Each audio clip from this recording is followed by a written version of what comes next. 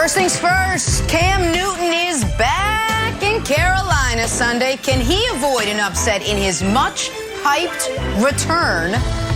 Baker Mayfield and Russell Wilson both trying to will their teams to the playoffs. So which of the two star quarterbacks is more desperate for a win this week? And Patrick Mahomes set to welcome Dak Prescott and the Dallas Cowboys to town Sunday. We got takes. We got takes. Good Friday morning, everyone. Welcome to First Things First. We have a tremendous 2 hours of sports programming for you, or just programming in general. Jenna Wolfe, Nick Wright, Chris Broussard, and a very, very Broussard, can happy, you punch satisfied down? Kevin Wild. Does that work? I can punch over. I'm trying. I can't get way. to it. Wrong way, Jenna. I know. This as usual. What an idiot. It's going to be a good day. It was a late night. It's going to be a great morning here on First Things First. Start in Atlanta. Thursday night football. Patriots, Falcons. 2 teams dressed. Only 1 team showed up. The New England Patriots absolutely dominated this one start to finish. Hey, we wondered how Mac Jones would follow up last week's big win. How about with another? Sort of, for the most part, threw for 207 yards and a touchdown. He did have a pick, but man, that New England defense took care of the rest. Sacked Matt Ryan 4 times, picked him off twice. Your final from the ATL, Patriots 25, Falcons 0. Goose egg, nil, nada, not. Kevin Wiles, that is 5 in a row for your Patriots. Did Mac Jones do enough last night to prove that he is the real deal? Oh, he did more than that, Jenna. Not only is Mac Jones the real deal, the dynasty is back on track, America. And hey, you know what? Happy early Thanksgiving to everybody out there. I'm just so happy you guys can all be with us this morning for a great day that the Patriots dynasty is back on track. And a lot of people write me letters. They send me emails. They show up at my house, say, Kevin, Thanksgiving's coming up. Is there any New England specialty that you and your family use and enjoy that you could share with us? I say, you know what, there is. And I go in and I pull out my old recipe. It's an old New England favorite, and there's 4 ingredients to the recipe. I call it the Dynasty Casserole, Nicholas. And what's in the Dynasty Casserole? I should send it to you, because you think you made it, but it comes out horrible. Here's what's in the Dynasty Casserole. The first thing in the Dynasty Casserole, goat coach. Goat coach and a goat GM. You might go down a little bit, you reload the whole team. All of a sudden, you won 5 in a row on the road. Agreed. 5 straight road games. Then what else do you need for in the Dynasty Casserole? Great special teams. Like Nick Folk has yet to miss a field goal under 50 yards. And the punter, last night the Falcons were punting from Jermaine Dupri's house. Reason number 3 is in the Dynasty Casserole. Great defense. Holy cow. 3 games, a total of 13 points. And then finally, the final important ingredient is a reliable, steady, smart, hand doesn't move quarterback. And guess what? We've got one, Nick. How many in the last 2 games? 8 incompletions, 4 touchdowns. Oh, but Wilds, what about the interception? That was a horrible interception. Yeah, you know what? It was. And I was glad that he threw it. He took a big shot, said, oop, that didn't work out. He's only going to get better. So the dynasty is back on track, Nick. GOAT coach is still there. Special teams looks good. The defense is dominating, and Mac Jones, you have to admit now, is the real deal. Listen, you are almost right, and then as Broussard likes to say, you ruined it all at the end. Listen, the Patriots absolutely have a Super Bowl caliber coaching staff, and I think, I'm not certain yet, but I think they have a Super Bowl caliber defense. We're going to learn more about the defense over the next month. But this is why I think some folks that watch sports television get annoyed with the obsession our shows have with the quarterback position. Because last night was about a list of things. None of it is Mac Jones. Does anyone believe that if Mac Jones and Matt Ryan switched teams before the game, the result would have been any different? If anything, if the Patriots had a quarterback that when the one time he threw the ball downfield didn't get it picked off, if the Patriots had a quarterback that Bill Belichick trusted enough to go, throw the ball on 3rd and 4 instead of run the ball and then punt, they probably would have scored more than one offensive touchdown. And so can we just put Wilds on the screen real quick? Because I want to show you 2 plays as to why you're worshiping at the altar of quarterback wins is such a foolhardy notion. Here is Mac Jones's touchdown pass. Let's show it. Show the precision, the accuracy, okay. Wilds, I say this with no due respect. You could have made that pass. You have the Falcons, from every angle, what you see is the Falcons defense not playing defense. So that is what Mac Jones was dealing with yesterday. That. Now let's show a Matt Ryan pass. 3rd and 8, under pressure, hand in his face, and what happens? He has one receiver play safety on the other. He has one receiver dive into the other, which is why the quarterback win stuff is so foolish. Broussard, you and Wilds picked the Patriots to go to the playoffs. I'm not sure if that's going to happen, but right now, Vegas would say it's more likely to happen than not. Well, I think for the record, I hope you do enjoy this morning, Wilds, because there is a decent chance the Patriots don't win again in 2021. There's a decent chance their next win comes in week 17. Titans, Bills, Colts, Bills. The 0-4 is on the board. But Broussard, after the 2-4 start, they had to win 5 in a row, and they won 5 in a row. And it is a testament to Belichick. It is a testament to the defense. But no one with a straight face can make last night about Mac Jones and the offense scoring 1 touchdown. They just can't. You just can't. Okay, first of all, Nick, you're being a little cruel because you're right. As Wilds and I picked the Patriots to make the playoffs, you picked the Falcons.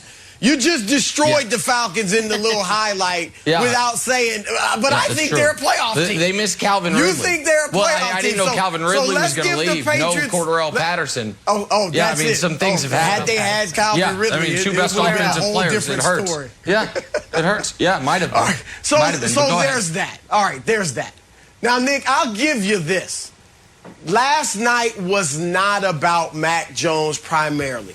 That is a Super Bowl caliber defense. Now, we don't know that they'll win the Super Bowl. I'm not saying they're the best defense in the league, but it is a defense that I think is good enough to be a Super Bowl defense. The run game, I think people are still at Mercedes-Benz Stadium cleaning up the roadkill from Ramondre Stevenson and Damian Harris running over Falcon. I mean, that run game was staunch. Those were the 2 keys, Nick. So I'll give you that. But when you have that type of defense, when you have what is becoming a very good run game, then that's all I want from my quarterback is manage the game. Correct. Don't make many mistakes. Be efficient. Be smart. Be a leader. And that's what Mac Jones did. And to do that as a rookie, Nick, it was tremendous what he did. So, no, he wasn't like the superstar. You want bells and whistles. You want 3-point bombs and no look behind the back passes. He's less Steph Curry and more Chris Paul. All right? So don't rip him because he's not throwing it 40 yards down the field like Trevor Lawrence, who, by the way, hasn't had a passer rating in one game as high as Mac Jones had last night. But it's that's not about neither Trevor here nor Lawrence. there. But I just want to ask. Okay, go ahead. I want to ask Wilds a question. Because I understand what you guys are saying, that, hey, if it's effective, it's effective. Who cares what it looks like? You just talked about how the Falcons had terrible field position all game because of the Patriots' special teams. Patriots had great field position. Broussard talked about how dominant the run game was. We've all talked about how dominant the Patriots' defense was, putting the offense in good positions. So why did the Patriots score 1 offensive touchdown? Don't tell me the offense is doing what it wants to do when they scored 1 touchdown. That it's against the Browns. Your critique with me against the Browns was I said, listen, Mac Jones threw for under 200 yards, and you fairly were like, and we scored 45 points. So zip it, buddy. They didn't need to do more. You guys wanted to score more points. You wanted to not have it be a 16-0 with 2 minutes left. You wanted to not be 4 of 12 on third down. So why were you? If the run game was great, special teams were great, coaching was great. What's missing? Yeah. Tell me, why didn't you score more? Well, I would have preferred to score more. You are correct. And I think there's 2 reasons. One, a little bit of a funky Thursday game. So I think short rest. I think these Thursday night games have been a little bit weird, and I was okay with it. Defense also scored 1, so we're okay with that. And I will give you this. I will give you this, Nick. And I think it's a fair criticism. If you have Mac Jones on your fantasy football team, not a great start. But if you're in real life, you want to talk about real life football, he's fantastic. Fantasy football, I suggest dropping him. But real life football, A+. Okay. By the way, guys, Belichick's first Super Bowl team didn't put up a lot of points, didn't have gaudy numbers and stats either. They had that solid defense, and then you know what else. It's the Belichick way, so maybe he's getting back to the roots. We're going to talk much more about this game and perhaps one other comparison thing. to the GOAT. What? Yeah, maybe. We'll see. Tom Brady wasn't Tom Brady that first Super Bowl. Back talking Cam's return to Carolina. Panthers hosting their former head coach Ron Rivera in the Washington team. Can Carolina avoid the upset? Cam's going the extra mile for this game. Take a listen to this. I'm going to give away 50 tickets to the people who has rarely been to a game or has never been to a game. And I'm partnering with the Panthers in doing this. But I'm adamant about this Sunday is important for us. We need to reclaim Bank of America Stadium. I know the success hasn't been there, but we ain't talking about the past. We're talking about the things here moving forward. Time now for Upset Alert. You see the words, but you also hear it. So those are the 2 ways I know that it's Upset Alert. Talking Cam Newton now. Sunday will be Cam's first game back in Carolina since re-signing with the Panthers, his former team. Matt Rule, head coach, said Cam's trending towards starting against his old coach, Ron Rivera. And Washington, who happened to be coming to town. Isn't it funny the way the schedule worked out like that? As it happens, Carolina's favored to win at home. But Chris Broussard, which team should be on Upset Alert in Week 11?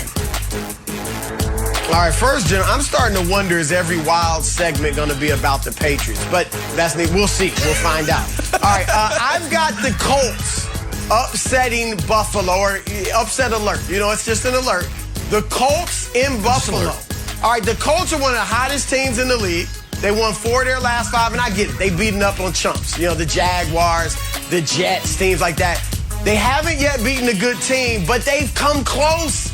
They pushed the Rams, lost on a late field goal. They pushed the Titans, had them down 14-0 with Derrick Henry. They pushed the Ravens, had them down 25-9, and then lost in overtime.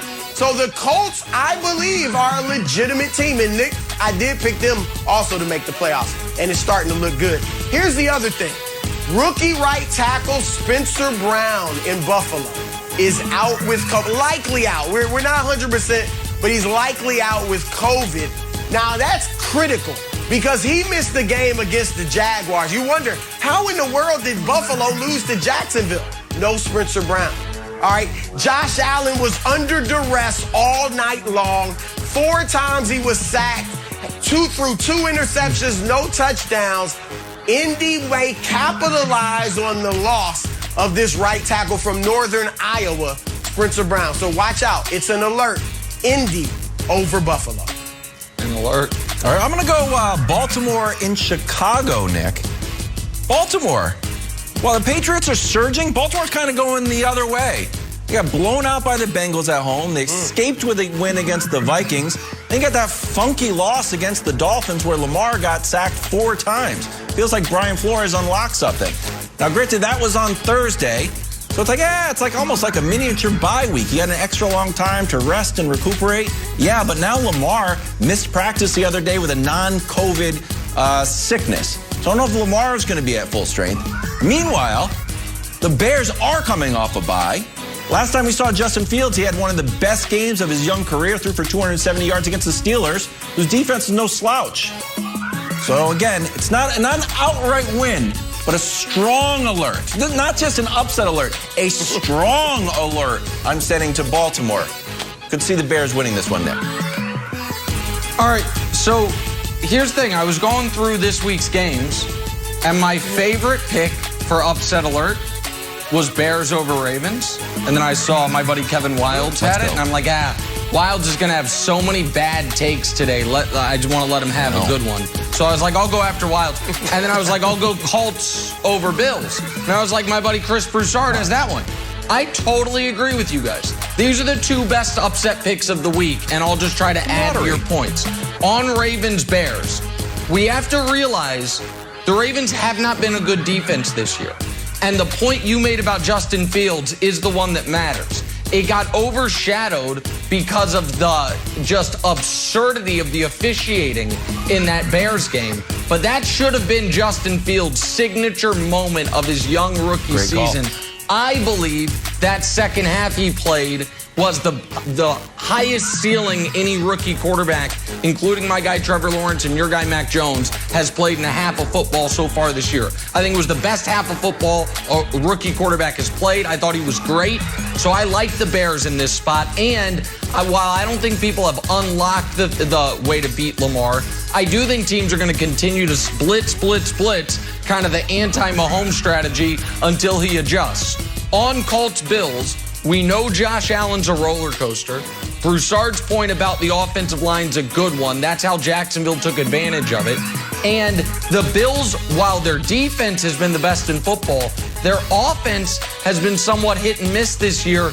And when they've looked great, they've been taking advantage of truly awful teams. So for all those reasons, I certainly like the Colts +7 and the Ravens +6.5. And if we're looking for outright winners, I agree with both you guys. So after a really rough opening segment for both of your takes, you guys were excellent in this. So I just want to supplement those points, Jenna. You guys, I totally agree. Everyone's being really nice. Oh, very nice. Well, Nick's got some picks coming up. He's got some nice things to say. One game nobody picked. Cowboys-Chiefs at Arrowhead. Will Dallas steal all the Chiefs' swagger? Whoa! The swagger they got back last week. We'll get our swagger back after this little break. The game we've had circled for a while here. It's in the NFL. Cowboys-Chiefs, America's game of the week. Dak Prescott versus Patrick Mahomes at Arrowhead for perhaps a who belongs at the top of Nick's tiers type game. I'm sure they all sit in the locker room talking about it like me and my friends do. You guys hear about the tiers? Both these teams have Super Bowl hopes this season. Both these teams got back on track last week with blowout wins. So what would a win mean here for Dallas? According to Jerry Jones, nearly everything. Everybody's so excited over this matchup, and I am too. I have such respect for the coach. I have such respect for their organization, and they've certainly had a lot of success these past several years. And it's got all of the matchups of going in the Lions' den. They have great atmosphere. All of that is there, and they've got an outstanding team. We go up there and could come out of there with the win. It would be a hallmark win for us this year. Hallmark win. Well, Nick, I'll ask you, who would a win Sunday say more about? Which team, the Cowboys or the Chiefs? Jerry Jones, not only a smart man, but quite the wordsmith. I don't know if you know what he did there. Hallmark win. Hallmark based in Kansas City, Missouri. Much like the soon-to-be best team in the NFL based in Kansas City, Missouri, the Kansas City Chiefs. So here's the thing. Here's what Jerry Jones knows. Jerry Jones knows the worst year for the Chiefs since Patrick Mahomes took over is better than the best year for the Cowboys since Troy Aikman left. So 7-2, 6-4 doesn't matter. You have one team that no matter what, the media will try to lead you to believe about a blueprint, overrated, a stillborn dynasty, all these things. The actual other teams in the league still look at Kansas City as the team to beat. And by the way, the Dallas Cowboys can beat them.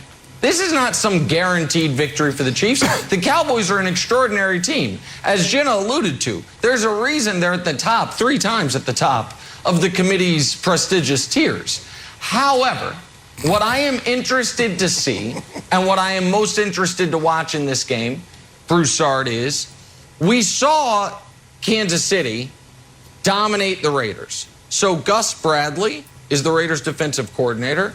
He didn't do what other teams have been doing, the 2 high shell safeties. Right. He did single high throughout a lot of the game. So where did Gus Bradley come from? Pete Carroll tree. Who is the Cowboys defensive coordinator? Dan Quinn, same tree. Same style of defense that he wants to run.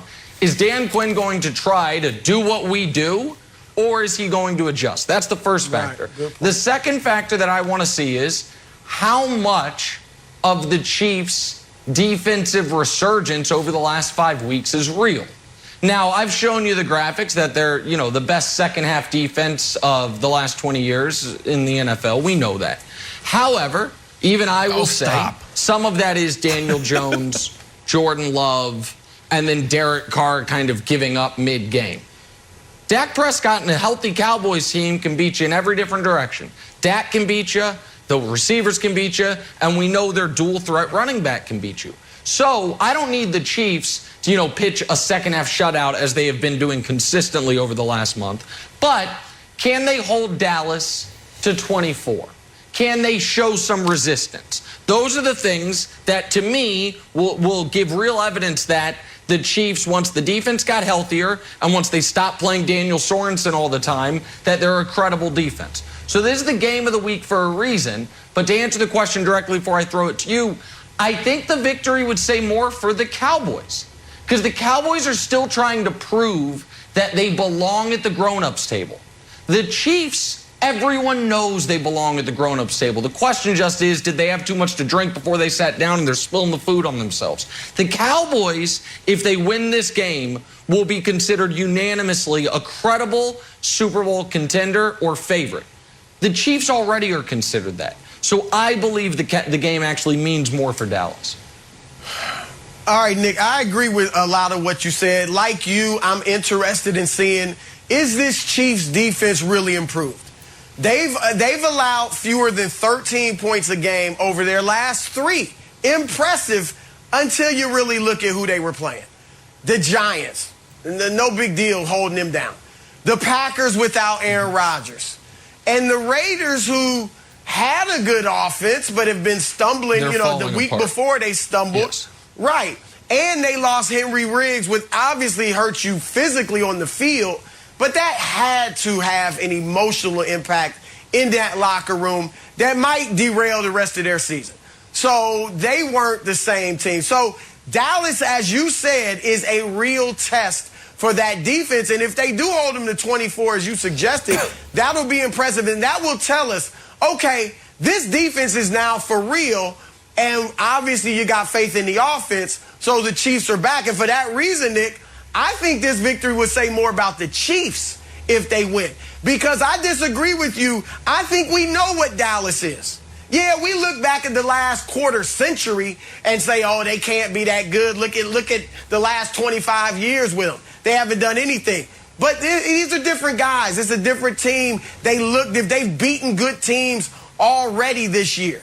All right, they are legit. If they lose this game, no one's going to say, oh, see, same old Cowboys. They're not for real. No, they are for real. Kansas City, look, we don't know, Nick. One great game against, as I said, an emotionally torn Raiders team doesn't necessarily mean they got their swagger back. All right, they've got to go out and prove it. We're saying they're elite based on the last 3 years, not based on anything really that they've done this year. You've seen that most of the good teams they've played, they've lost to. And some of them they've lost badly to. So I think if they come out and beat Dallas, we will know for sure, Nick, that the Chiefs are back. There'll be no more doubt. So I'm gonna flip it, Broussard. And Nick, I'll ask you a serious question. I'm not gonna troll you or anything, although people seem to enjoy that.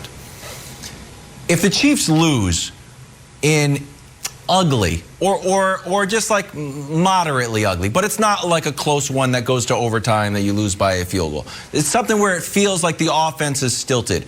Do you think that will be an emotional toll on the Chiefs? Because I know we had a lot of fun with, like, they got their swagger back, but that was a real thing. Mahomes was talking about it, Kelsey was talking about it, and granted it manifested in a meme, but it showed us that they were lacking a bit of confidence, and they needed their confidence to come back up. Yeah. So now the thing that I would be worried about if I were you, that if they lose to the Cowboys, does that confidence not go middle, like we talked about how Giannis said, hey, don't go too far up, too high, too down. It feels like the Chiefs are on a little bit of an emotional roller coaster. And if they lose this one, they're like, man, we only had our swagger for one game. Are you actually worried about what a loss would do to the Chiefs? They'd still be in it, but I feel like it would be a real, like, arrow to their heart. Well, I think, so listen, if they lose 35-32, I don't think that's going to hurt them emotionally at all. Remember, after the Titans loss, we looked at the schedule and we said, they've got the Giants, they've got the Packers, they've got the Raiders, and they've got the Cowboys. If they don't at least go 2-2, their season's over. If they go 3-1, they're in good shape. And if they go 4-0, we didn't even consider that a realistic possibility. Well, they're 3-0. And I understand folks are saying, well, but the Packers game, they still played them. Like, they still played the Packers, and the Packers still are the team that, with Aaron Rodgers, only had 3 points through 3 quarters against Seattle. And so I don't think they have to win the game. But to answer your point, Wilds, if they lose and the offense looks similar to how it looked against the Giants, in a win, by the way, I think that will be psychologically damaging for Kansas City. I do think that. But I don't think that is on the table. I think that we do have to have enough of a tempered analysis to say what Andy Reid said after the Raiders game was correct. Every quarterback in NFL history has gone through slumps, and every quarterback in NFL history went through their first slump earlier than Mahomes did. So the idea that Mahomes is going to be extra penalized because he finally went through a slump, to me, is illogical. And so he went through a slump. I believed he got out of it with that throw against the Packers. That obviously right now is the leading candidate for Sports Take of the Year because it looks so accurate. So we'll see how that continues. But we'll just see. Let's just see if he plays great this week. 35-50, 400 yards, 5 touchdowns. If I don't say so myself. All since that pass. But again, I am not puffing my chest out here and saying the Chiefs can't lose to Dallas. There's a reason it's a 2.5-point line. Dallas is a really good team. But I think Jerry's comments, Jenna, confirm that even though they're 7-2 and the Chiefs are 6-4, they feel like the underdogs because they should feel like the underdogs. Just to recap, Nick says Cowboys might win, and Hallmark stems from Kansas City. 2 things I did not know before the start of the segment. All right. I did not know that either. Learn something new every day. Time for Nick to hand out NBA medals. Love Hallmark. Spurs, T-Wolves, and the Channel. Big night for the Big Cat. 25 points, 12 boards. Minnesota splashing a season high. 21 threes in the win, but Towns just missing out on a medal. Nick, which 3 guys were podium-worthy performers last night? By the way, just to remind America, I'm not a homer. Hallmark, a little overpriced. $8.95 for a greeting card. Chill out. I know, I didn't want to say medal. it. Jimmy B. Jimmy Butler, 32 points, 4 steals, a nice little memeable moment on the bench with Tyler Hero. Jimmy Butler, for are they the best team in the East? Is there a best team in the East? Who knows? Silver medal, Ja Morant. Our guy Ja Morant making the full-blown superstar leap, 28, 5 and 5, in a nice win over the frisky, we never talk about them anymore, Clippers. If our guy Charles still worked on the show, he'd be so mad at us. Clippers are finally not underachieving, and they get 0 segments a week. Gold medal, however, Chef Curry. Yes, I mean, is he playing at a higher level than 2016? Maybe. Did I think we were ever going to see this version of Apex Steph again? I did not. The numbers are actually better than that suggests. 40 points, 9 made threes. By the way, that gives him 38 games with 9 made threes in his career. No one else in NBA history has 10. But he had 20 in the fourth. The Warriors won the fourth quarter 36-8 to turn a double-digit deficit into a double-digit win. Steph deserves 2 gold medals for this game. Jenna, there is the podium. There is no disagreement. There's the podium from yesterday, last night in the NBA. 2 gold medals. I think that should be a thing. That's something. Deserves it. We're not giving it to him. It's not allowed, but he deserves it. I agree. Oh, okay. I agree. So I guess it's not a thing. Can we talk about a couple of quarterbacks? Maybe did not deserve a gold medal last week. Both Baker Mayfield and Russell Wilson have had subpar seasons. Which quarterback needs to win more this week? Asked and answered next. First things first, on a Friday. Don't miss your chance to win $100,000 of Terry Bradshaw's money on the Fox Bet Super 6 app. Scan the QR code, download the app, play along with us. We're going to help you win Terry's money. Packers at Vikings is one of the matchups. Nick, who wins and by how many points? America, I am not confident in this game, but I have a weird gut feeling that the Vikings are going to win by 3.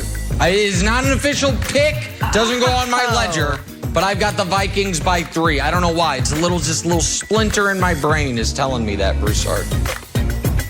I'm not mad at you, although that should have been your upset alert. Thanks. I'm shocked you didn't make that your upset alert. No, because I don't feel, I don't feel confident. I don't feel confident. It's just an alert, though. You still haven't grasped what that segment's all about. Alert, Nick, alert, not prediction. But I got Green Bay by 3. Green Bay by 3. All right, I'm going to go Packers by 10, Jenna. 10. 10? Okay. He's back. Oh, wow. That's where he's 10. going. I should have Hey, told not Fox a Bet Patriots Super was not 6. 80. They won't win by 10, America. Don't bet that. Okay. They've already given away over $5.5 million, and you could be the next jackpot winner. Download the app. Pick the outcomes of 6 NFL games for your shot to win. As always, it is free to play.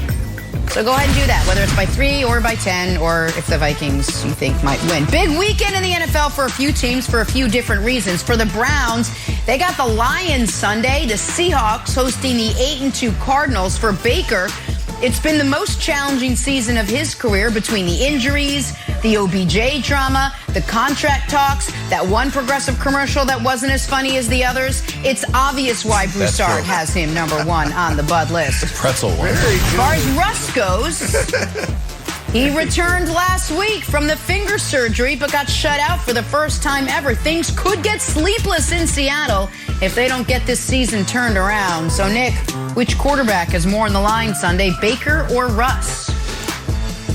Jenna, quickly before I answer, true story, last night watching Thursday Night Football with my youngest, the 8-year-old Deanna, Baker's Progressive commercial comes on. She says to me, what does Progressive do? I'm like, I tell her, they sell insurance. She says, then why are all they do is make funny videos. I'm like, oh, Baker's got another fan, funny videos, 8-year-old approves. She didn't understand the idea of it, but now she's a Progressive fan for life. There you go. You and Deanna right there, Jenna. There you go, all right. Deanna. I think, a surprising answer here. I think Russ has more on the line. And here's why. Wow. I am 100% confident, Broussard, that next year, Baker Mayfield will be the Browns quarterback. Now, will he have a contract extension? Will there be discussions about his future? Maybe not, and maybe. I am far from certain Russell Wilson will be on the Seahawks next year. And the more I think about it, I feel like Russell Wilson is about as likely to be on the Seahawks next year as he is to be on the Giants next year. The Giants, who, by the way, as of this moment, have the 5th and 7th picks of the upcoming draft thanks to the Justin Fields trade with Chicago. Russ made, to me, such a mess of the offseason. And he didn't get the criticism that some guys would have, but it's not like there was a smoldering fire and he added gas to it.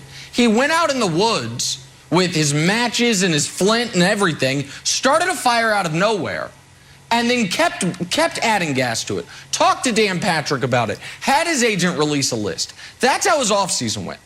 Then in his season, the one thing even the biggest Russell Wilson critics would have told you, Broussard, is, well, he's always available. Nope, he's hurt. But finds a way while he's hurt to, I think, embarrass himself. I think people thought I was joking. The pantomiming no huddles and 2-minute drills, look at me, national television audience, I'm doing this on the field before Sunday Night Football, is embarrassing. And then he actually embarrassed himself with how he played, forcing his way back into the lineup before he was ready. He can't even go under center because his hand's not ready. And then also leaking to the media, he has actually expanded the length of days in order to work rehab. He has bent the space-time continuum so he can get his finger ready. The whole thing has been embarrassing. And if they fall to 3-7, when he was already unhappy, I would imagine he's getting some eye rolls from the locker room. I think there's a real good chance Russ gets his wish and he gets out of there this offseason. So I think he has more on the line than Baker, who I know is going to be the Browns quarterback next year. Okay, first of all, Nick, I thought the pantomiming out there talking to nobody, that was cool. It wasn't corny. No, it was cool. All right, what it was, you hear athletes talk about visualization, right? Visualizing how important it is. This was just taking visualization a step further to the next logical step. Yeah. That's all it was. Yeah, is that any cornier than Dak with his little hip moves and, all that stuff? Well, I mean, no. The hip thing has a purpose. The hip thing has a purpose. This did too. Didn't Brandon say Drew Brees does this? No. Russ is not a look-at-me guy, even though he's alter ego Mr. Unlimited. He's not a look-at-me guy, all right? So I disagree with that. Secondly, Nick, everything you said about Russ maybe not being in Seattle, don't you think that's still there even if they win? Right? I mean, if they win, it's not like, here come the Seahawks. Wilds was right. They're going to the Super Bowl. 4-6 in the NFC, Broussard. To answer it quickly, 4-6 with a win over the Cardinals. They'll be only probably a game out of the final playoff spot. Like, I feel like with a win this week, the Seahawks are afloat for the postseason. But go ahead. I'm sorry. Okay, fair. But thirdly, if Russ is out of Seattle in the future, it's his call. It's because he wants out. If Baker is not in Cleveland, it's because he got booted out. All right, and I get it. Most likely he's their quarterback next year, but they got to kick the tires. That front office is pretty good. They've got to kick the tires on Aaron Rodgers, on Russ, and on Deshaun Watson if he's able to continue playing football. They've got to at least look into those things. And so while you're right, Baker probably will be the quarterback, it's not a guarantee, and it's not going to stop your team from looking elsewhere at the other people out there. And here, just to finish it off, why it's got to be Baker Wilds. Baker has no contract, no long-term contract. Baker's playing for a team that many people thought would reach the Super Bowl or at least the AFC Championship game, right. And they're looking right now like they might miss the playoffs. And oh, by the way, he threw for 73 yards last week. This is much more on Baker than it is Russ Wilds. So he threw for 73 yards last week because he went into that game hurt, and he got more hurt when he left Foxborough. He had this quote, Nick, "It's probably the most beat up I've been." He's talking about his condition right now. Don't play. If I was Baker, I would not play. Exactly right, Jenna. I wouldn't play. It's a Lions game. It's not Squid Game. You're allowed to take some time off. No one, I think, on this panel thinks that the Lions are going to go 0-16-1. They might, but we've been talking about it, I think, since that Ravens game, Nick. Like, you know what? Lions, frisky, got close against the Ravens. They tied the Steelers. They played the Rams tough. They're always, like, almost there. Granted, they'll get blown out by the Eagles when you think they're almost there. They're a weird team. They're not a great football team. I don't think they're going over. They're going to get a win. And if they get a win against Baker in Cleveland, Nick, the knives are already sharp for Baker. I think people might start using them if the fans, there is a clamoring like Baker's the problem. Baker's the problem. And if they lose to the Lions, it's going to be an absolute disaster for him. That's fair. With that said, A, I haven't even conceptualized the possibility they lose to the Lions. B, in order to lose to the Lions, it's going to have to be such a team-wide failure that I feel like the knives will also sharpen for that defense as a whole, which has a #1 overall pick of the draft in Myles Garrett, has a #4 pick in Denzel Ward, has a bunch of guys and a bunch of money, and the defense has been, up to this point in the season, even more disappointing than the offense. But I just want to revisit one thing, because Jenna said something interesting about Drew Brees. Jenna mentioned, didn't Brandon tell us that Brees did a lot of this same visualization, pantomiming stuff? Yes. And Brandon had to tell us that because Brees had the dignity to do it in a locker room. Russell Wilson, you can pantomime anywhere you want. You can do it at a practice. You can do it anytime. This is, guys, we all know folks that, give to charity, and we all know folks that at a televised or big auction raise their paddle, say, hey, look at me. Look at the money I'm getting. Russell Wilson, on a team that has been bad this year, wanted to make sure everyone knows how hard he's working, how locked in he is, and it's all. Listen, Broussard, you and I can see this differently, but do you not think there are guys in the locker room rolling their eyes at him? Do you not think that? There's no one in the locker room thinking like I do, like, okay, buddy. Perhaps, but not because of that. If they're doing it, it might be because of what he did in the offseason last year. Nick, he wasn't out there with his shirt off bench pressing. All right, on the 50-yard line, bench pressing. I saw Tim Tebow walking off the field with his shirt off, sweating in rain. Another look at me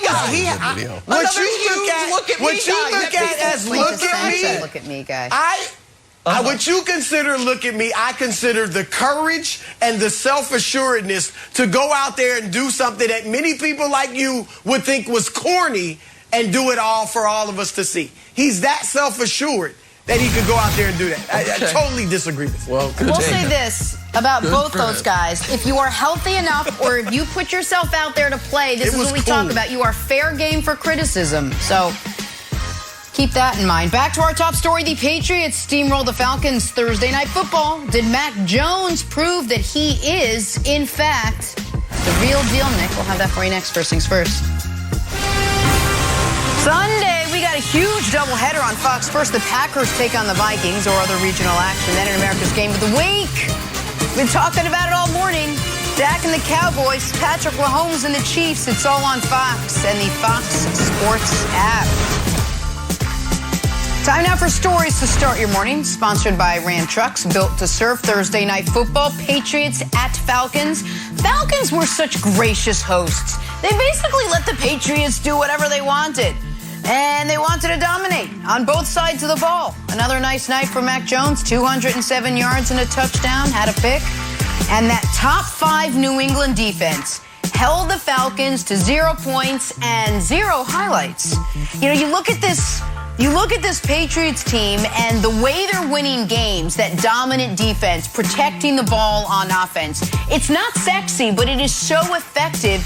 It's drawing a lot of comparisons to those Patriots teams in the early Brady years, the ones that were winning. So, Wilds, I'll start with you. Is it fair to compare Mac Jones to Tom Brady at this point?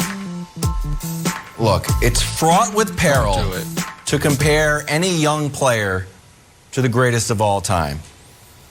Ask Harold Miner. Oh, baby Jordan, Broussard. I was long on Harold Miner. Here he comes, baby Jordan. Turns out I was wrong. But Mac Jones, every once in a while you see something out of Mac Jones. You know what that looked like? That looked like Tom Brady. Sometimes it's just the way that he's commanding the huddle. That looked a little bit like Tom Brady. Oh, 1-yard quarterback sneak. Hey, guys, didn't that remind you of Tom Brady? And then the way that the Patriots are playing reminds you of a young Tom Brady. If we can show the offensive stats. Now, granted, this was a different era. Doesn't feel that long ago. It was 20 years ago. But everyone throws the ball far more often. That being said, Tom Brady only had 18 touchdowns, 12 interceptions. He took care of the ball mostly. 12 interceptions, actually a decent amount. Just like Mac Jones. Averaged less than 200 yards that year. Well, look at the defense, though. Well, the defense looks good, too. Like, well, what's the defense got to do with Tom Brady and Mac Jones? Like, because any argument that Mac Jones is not doing enough gets covered up by the genius on your screen right there. We are second in points per game. We are fourth in yards per game. So we used to be bend, don't break. Now we're like, guess what? There's no bending, there's no breaking. So, Nick, I know you love both Mac Jones and Tom Brady. So this is going to be a very difficult dilemma I'm putting you in. But don't you think it is fair when you're watching these games, say, whoo, that does remind me a little bit of the young GOAT. It's like how Shannon has like GOAT James, I got GOAT Jones. So how do you feel about GOAT Jones? Reminded you of Tom Brady? Ooh. No. Ooh. He doesn't remind me of Tom Brady. And you guys got to stop. This is why you guys could have, if you wanted to, painted me into maybe a bit of a corner on Mac Jones. Because I was maybe a touch, I'm not sure, but maybe a touch too critical of his poor man's dad bod coming out of Alabama. And I talked about a lack of ceiling. And he might win Offensive Rookie of the Year. I think it's Jamar Chase, but he might win it.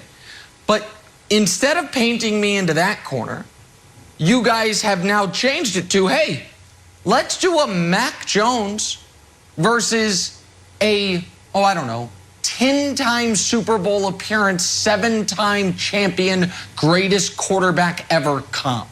Let's do that. And we're talking about it. Why do they look the same? Well, because they're wearing the same uniforms and they're playing for the same team with the same coach. So stylistically, yeah, there are going to be some reminders. But this will age more poorly than, here's another comp for you. A teenager comes into the NBA for a woebegone franchise and instantly averages 25 and 5. LeBron James did it. You know the next one to do it? Tyreek Evans. Oh! Tyreek Evans! He reminding you of King James? No, he's not. No, he's not. Not at all, actually. And I'm going to add one other thing that your ridiculous graphics did not include. What defined Tom Brady early in his career? It's one thing, and it's what people said he was, even then, better than Peyton at.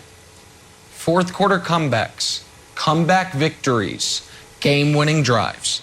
His rookie season, he had 3 of them in the regular season, had 2 more in the playoffs, including, the one against the Rams to win the Super Bowl. Mac Jones, Broussard, has won this year.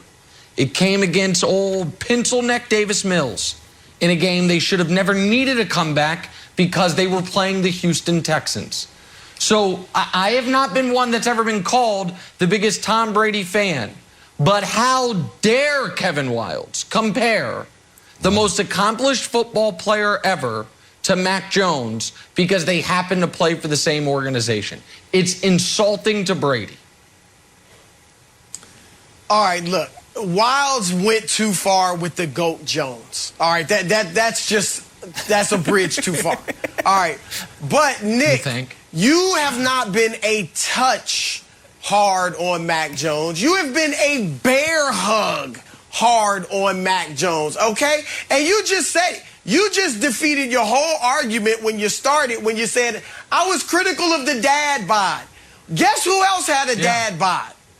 When he came out 20-some-odd years ago, okay? Tom Brady. That's true. And here's the thing. See, here's the thing. Look, I get it.